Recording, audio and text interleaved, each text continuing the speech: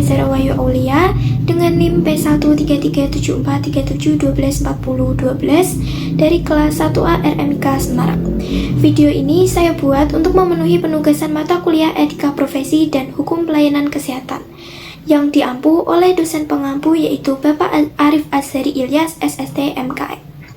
Pada kesempatan ini, saya akan mereview jurnal dengan judul Perlindungan Hukum Pasien di Era Digital dan Studi Layanan Telemedicine di Indonesia.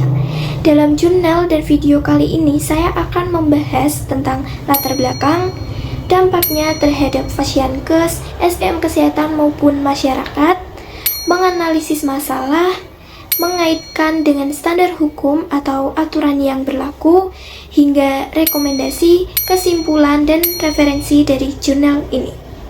Selamat menyaksikan.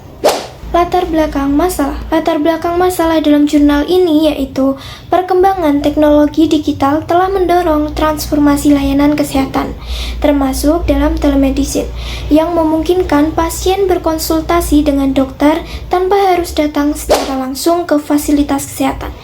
Namun, tantangan muncul terkait perlindungan hukum pasien, seperti keamanan data pribadi, privasi medis, dan tanggung jawab dokter dalam kasus kesalahan diagnosis. Dampaknya dalam fasilitas pelayanan kesehatan atau Fasiankes antara lain yaitu telemedicine meningkatkan akses layanan kesehatan terutama di daerah terpencil. Dengan telemedicine dapat mengurangi beban rumah sakit karena pasien bisa mendapatkan konsultasi dari rumah. Namun, terdapat tantangan dalam memastikan kualitas layanan medis secara jarak jauh. Untuk dampak bagi SDM kesehatan, yaitu antara lain, dokter dan tenaga medis harus memahami prosedur hukum dalam praktik telemedicine. Dengan telemedicine ini terdapat tantangan dalam memastikan diagnosis akurat tanpa pemeriksaan fisik secara langsung. Lalu terdapat peningkatan pelatihan diperlukan agar tenaga medis dapat menggunakan teknologi dengan optimal. Dampak telemedicine terhadap masyarakat antara lain yaitu dengan telemedicine, pasien mendapatkan layanan kesehatan yang lebih cepat dan fleksibel. Namun, dengan telemedicine ini terdapat kekhawatiran tentang keamanan data medis dan biaya layanan telemedicine. Karena tidak semua masyarakat memiliki akses internet yang baik untuk dapat mengakses layanan ini. Analisis masalah. Pada telemedicine ini terdapat kurangnya regulasi yang spesifik mengenai perlindungan data pasien dalam telemedicine. Lalu terdapat resiko malapraktik medis lebih tinggi karena keterbatasan dalam diagnosis secara jarak jauh. Tidak semua pasien memiliki pemahaman yang cukup tentang hak dan resiko mereka dalam layanan telemedicine. Standar hukum atau aturan yang berlaku terdapat pada Undang-Undang Kesehatan Nomor 17 Tahun 2023 yang berisikan menegaskan hak pasien atas layanan kesehatan yang aman. Lalu terdapat Permenkes Nomor 20 Tahun 2019 yaitu mengatur praktik telemedicine tetapi belum mencakup perlindungan data secara rinci.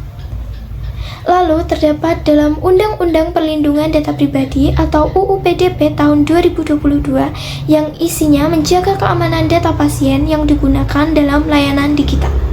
Rekomendasi dalam telemedicine ini yaitu pemerintah perlu memperkuat regulasi khusus mengenai perlindungan hukum pasien dalam telemedicine. Lalu, fasilitas kesehatan harus menerapkan standar keamanan siber untuk melindungi data pasien. Lalu, mengedukasi bagi pasien dan tenaga medis tentang hak dan tanggung jawab dalam layanan telemedicine itu sangat perlu ditingkatkan. Kesimpulannya yaitu telemedicine merupakan solusi inovatif dalam dunia kesehatan digital, namun masih menghadapi beberapa tantangan hukum dan etika. Perlindungan hukum bagi pasien harus ditingkatkan agar telemedicine dapat berkembang dengan aman dan efektif. Pemerintah, fasilitas kesehatan, dan masyarakat harus bekerja sama untuk menciptakan sistem yang lebih aman dan dapat diandalkan. Sekian, terima kasih. Wabillahi taufiq wal hidayah. Wassalamualaikum warahmatullahi wabarakatuh.